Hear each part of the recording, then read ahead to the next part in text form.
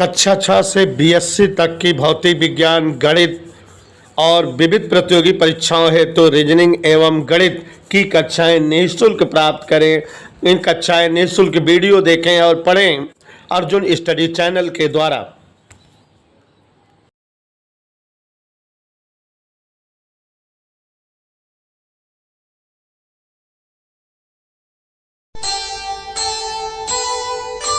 कर्म करे किस्मत बने, जीवन का यह मर्म,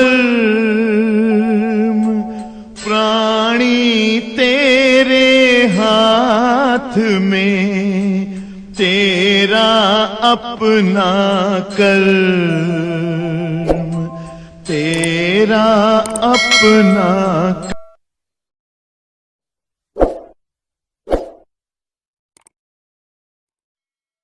कूलाम का नियम। प्यारे साथियों, कूलाम का नियम बहुत ही महत्वपूर्ण टॉपिक है और ऐसा असंभव है कि इस बार के एग्जाम में ना पूछा जाए। कूलम्स लॉ,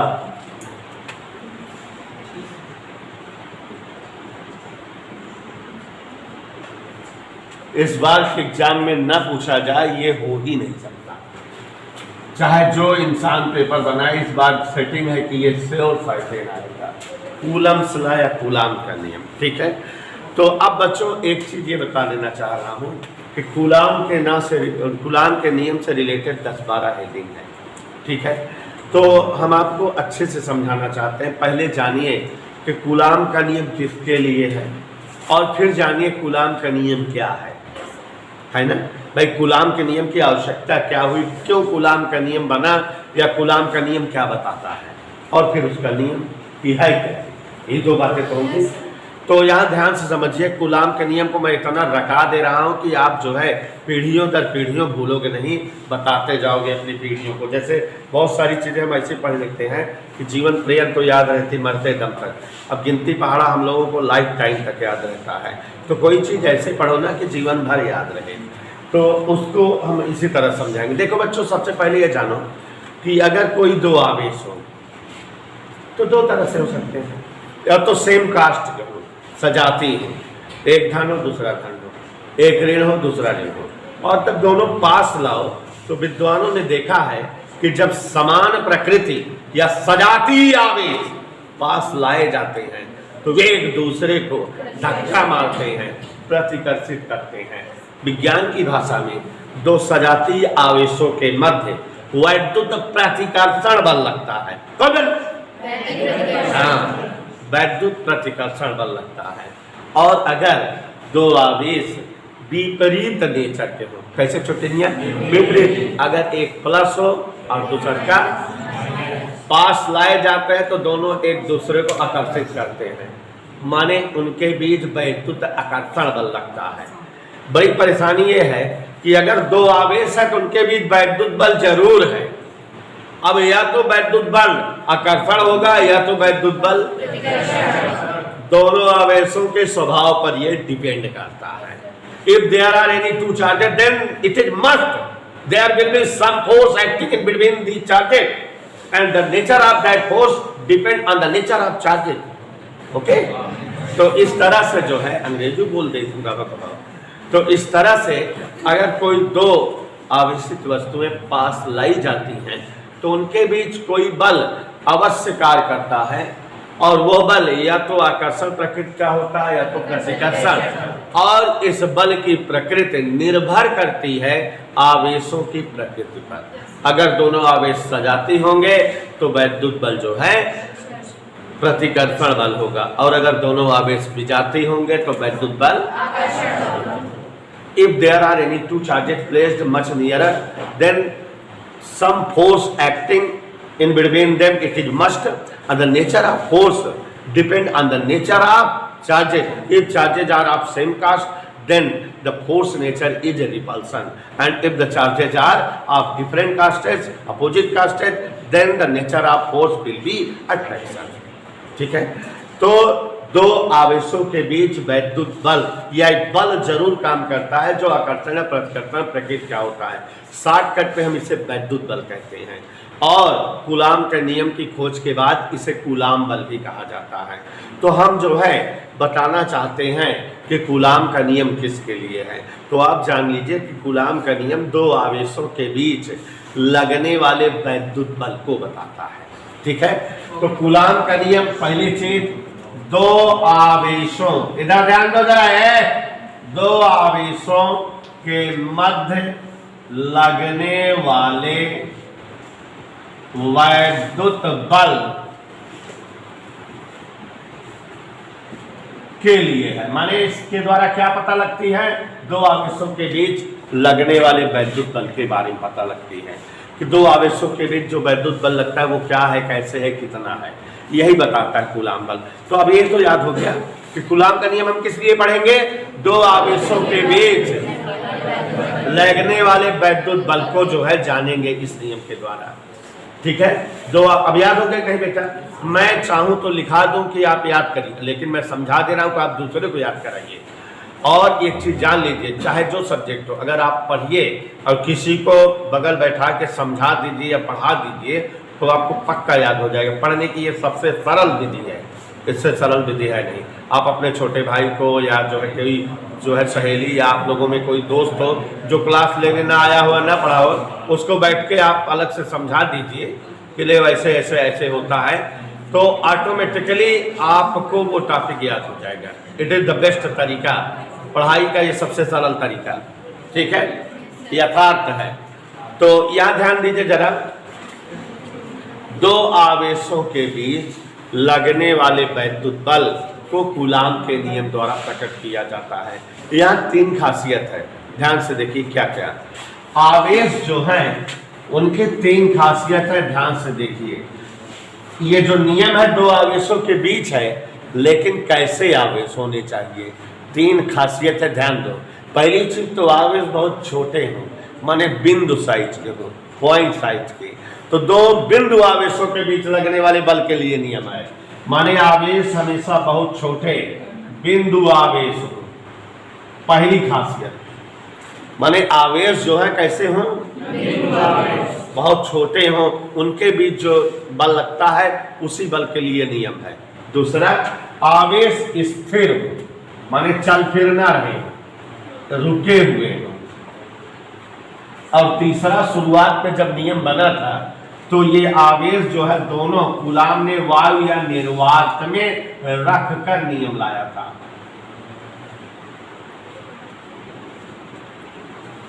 समझ में आया? देखो ये कुछ चीजें नियम बताने से पहले बता दे रहे हैं कि नियम आप बना लोगे। अब देखो जरा पढ़े हम पूरी बात। कूलाम का नियम वायु या निर्वात में स्थित दो स्थिर बिंदु आवेश, हमको बोले तो आप समझो। कूलाम का नियम जो है वायु या निर्वात में स्थित दो स्थिर और बिंदु आवेशों के बीच लगने वाले वैद्युत बल के लिए है।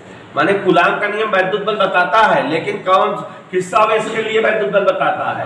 ऐसे दो आवेश होने चाहिए जो स्थिर हो, माने रुके हो, बिंदु साइज के हो और कहाँ हो, वायु या निर्वात। आपको याद रहेगा, तुम्हारे आपके सेंस में रहेगा। जब नियम बोलने लगोगे तो आप ध्यान रखो, 1 2 3 4 टॉपिक आपको बोलना आपके दिमाग में रहेगा। वायु या निर्वात में स्थित दो स्थिर बिंदु आवेशों के बीच लगने वाले वैद्युत बल के लिए है।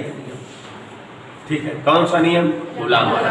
तो अब देखो हम आपके सामने यहां ध्यान से देखिए, एक आवेश बिंदु साइज का Q1 स्थान A पर रख दिए। कहां पर रख दिए? माने स्थिर हो गया ये।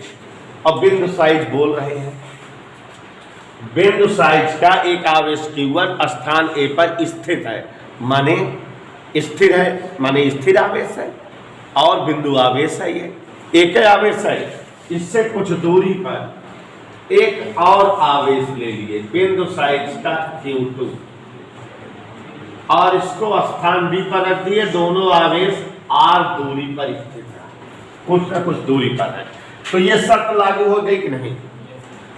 कई आवेश हैं, कैसे हैं? स्थिर हैं और बिंदु आवेश हैं।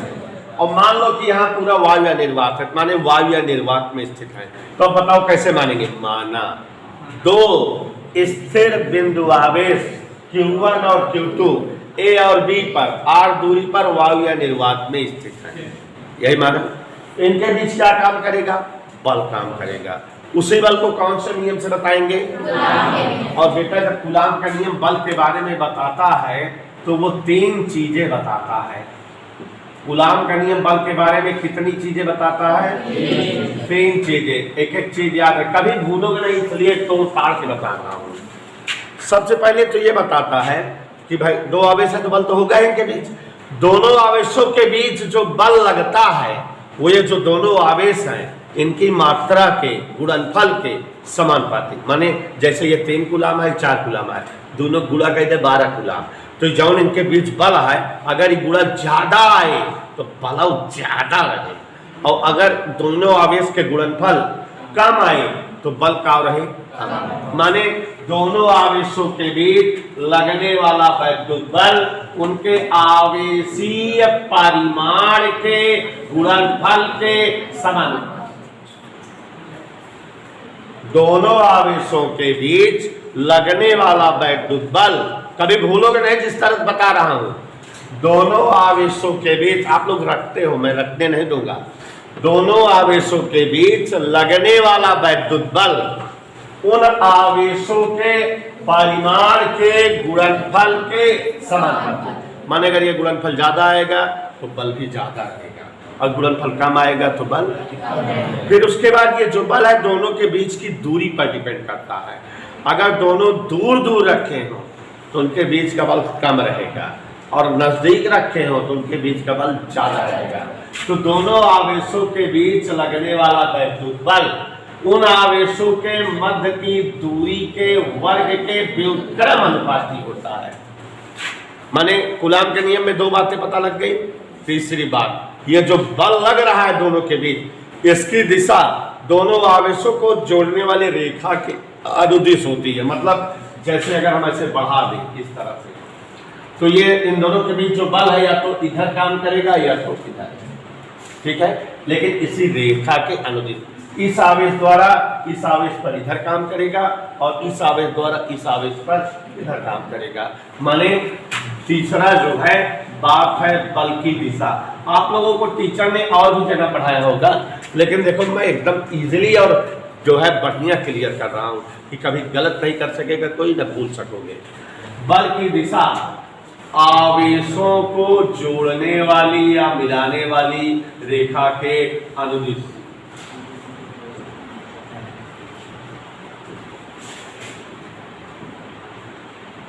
और बेटा ये इतनी 3 बातें 1 2 3 बोल दोगे कूलाम का नियम हो जाएगा, ठीक है। 3 बात यहाँ है और 3 बात कूलाम के नियम की है। 3 बात कूलाम के नियम के लिए खास बातें हैं, दिमाग में याद रखना है, और 3 बातें बताओगे तो कूलाम का नियम बनेगा। अब कैसे बताओगे मैं बता रहा हूँ। पहली चीज तो आप को बता दोगे कि कूलाम के नियम द्वारा वायु या निर्वात में स्थित 2 स्थिर बिंदु आवेशों के बीच लगने वाले वैद्युत बल को बताया जाता है, ठीक है। पहली बात तो ये जानो कूलाम का नियम है किसके लिए? किसके लिए है? वायु या निर्वात में स्थित 2 स्थिर बिंदु आवेशों के बीच लगने वाले वैद्युत बल के लिए है। अब इस बल की 3 बातें हैं। बल जो है आवेशों के परिमाण के गुणनफल के और बीच की दूरी के वर्ग के, और इस बल की दिशा दोनों आवेशों को मिलाने वाली रेखा के। माने जब 3 बातें याद रहेगी, जब लिखने लगोगे कई लिखोगे, अगर 2 लिखोगे सोचो कर एक भूल गए हैं तो याद करके उसको भी सेट कर लोगे, है ना, नहीं तो नहीं सेट कर पाते। तो पूरा मिला के पढ़े हम तो कूलाम का नियम हो जाएगा। कोई बोलेगा नहीं, एक बार हमसे सुनो, उसके बाद मैं सबसे पढ़वा ही रहा हूँ, ठीक है। तो ये नियम किसके लिए है? बल के लिए है। तो बल की खासियत बताते हुए ये तीनों बात बताएंगे। देखो जरा कैसे, ध्यान सुनो। वायु या निर्वात में हमारी तरफ बोलना भी आपने।